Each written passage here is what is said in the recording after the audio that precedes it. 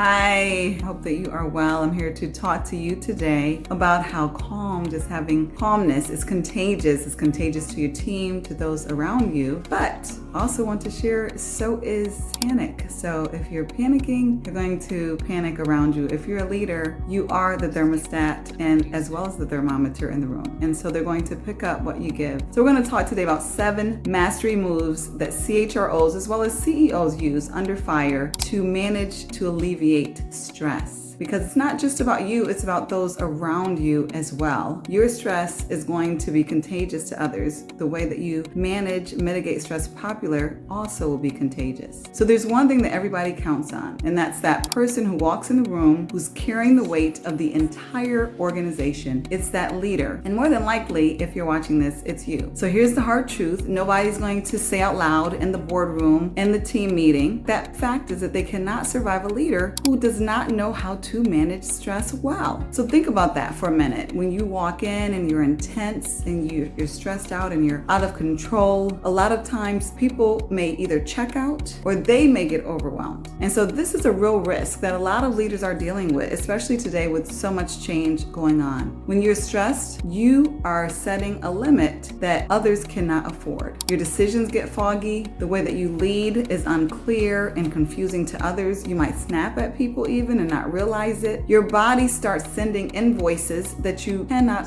pay, quite frankly. A lot of times it leads to broken sleep, to some people even health issues like blood pressure, anxiety, things of that nature. And it leads to a very expensive bill that goes beyond any amount of payment that you could ever receive or give. Myself, I've spent more than 20 years working in corporate America, as well as coaching CROs and CEOs, and I can tell you that the leaders who are able to last are not those who are under the least pressure or who have the least amount of responsibility, but those who are able to respond in a way that is effective and in control. Does that mean that they control every scenario or outcome? No, but they are in control at how they respond to those scenarios and outcomes that they cannot control. And that's not a theory, but that is what we see in practice every single day. Once you get to a certain level in leadership, it's no longer about just this technical expertise or IQ. EQ becomes more important. When you're not in leadership, your IQ might be about 75, maybe even in some instances 80%. What is most important in your role? But when you become a leader, it becomes all about your emotional intelligence, your EQ, and how you can manage yourself and how you can manage your relationships. Stress is a very, very dangerous game to play, and that's why you don't want to enter it lightly. It can do so many negative things to you as well as to your team. It clogs your thinking, it makes you sick, it makes you more sick if you are prone to certain illnesses. It may exacerbate it. It confuses your decision making, so you can't even hear what is right from wrong in your brain and you don't even realize it. It makes you overwhelmed, so you cannot handle a multitude of responsibilities that may come natural with what you need to do. Therefore, stress is not something that you should ever take lightly. A lot of leaders right now are under a lot of pressure. So that includes ambiguous priorities. They have to identify what is the number 1 priority, what is the number 10 priority when there are only 10 slots but 12 things to do. What are the 2 that have to get delayed? I know all these decisions you've had to make yourself. And a lot of times with those decisions are high stakes of accountability. Literally thousands of livelihoods are dependent upon you as a leader. A lot of times, depending on who I'm talking to, based upon the decision that you make, based upon how you carry yourself. And even that, knowing that in itself carries a weight of potential stress. For every stressor, you have to have options that you can use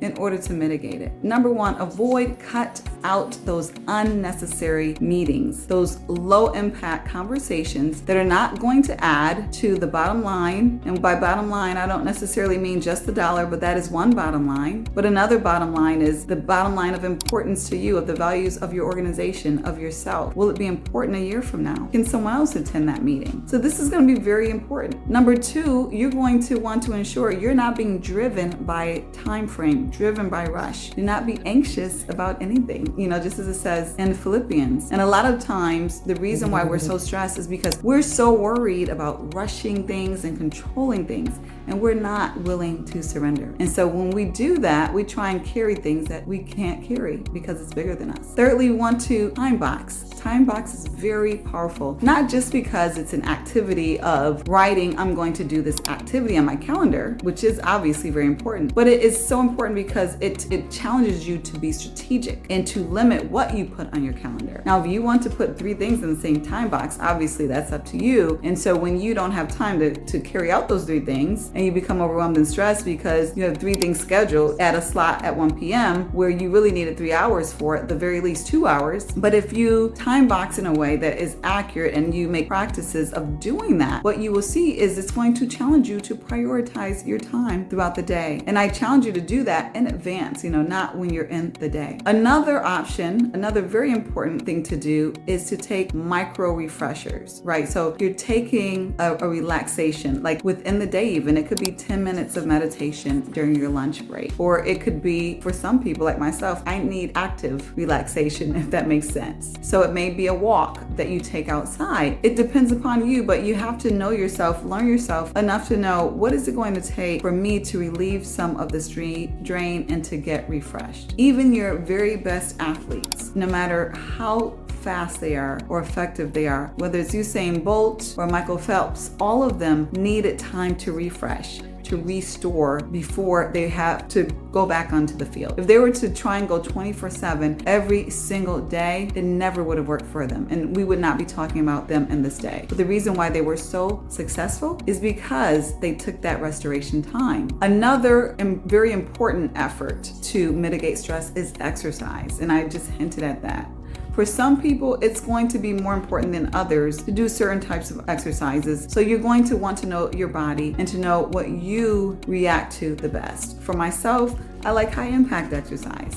Biking, or I don't run anymore, I used to run, things of that nature, or swimming, things that are very high impact, fast walking. For other people, it might be something at a slower pace like golfing or slow walking. What you want to do is ensure that you are exerting physical energy that aligns with your body and how you respond to it. If sprinting is too stressful for you, then that's probably not the ideal exercise for you. That does not mean that exercise will not help you just because a particular exercise does not, if that makes sense. Another approach, say the 6th approach, is going to be setting appropriate boundaries. So what does that mean? That means ensuring that you're owning your decisions as far as how you use your time, whether it is socially or, as we just mentioned, for example, whether or not you're going to attend a meeting, making sure that the way you're spending your time is aligning with the values that you have, what you can control, what you have an impact on. If you're spending times in social environments where there is nothing that you're receiving from it, that you're just there maybe because somebody asked you or told you to be there, you're probably going to expend more energy than you're going to receive. Similarly, if you're attending a meeting just to say, check, I was there, and you have nothing to contribute to that particular meeting, you're wasting your time, you're wasting your limited energy. And then lastly, of the major 7 approaches is taking Sabbath time. And I'm not saying this from the perspective of you have to rest on the 7th day. Obviously, that is your decision, your choice. That is not a law that I am by any measure requiring of you or suggesting that you acquire to yourself. But there's something to be said about the power of taking a day of rest or whatever period of time that you feel to take rest. There's something very powerful to be said about that because it gives you time to now decompress, release, and receive without feeling like you're the one always giving. So you may feel like you're carrying too much, but you can do it. You can accomplish it with the right approach, and that right approach is taking on what you are supposed to take on and not taking on things that you're not supposed to take on,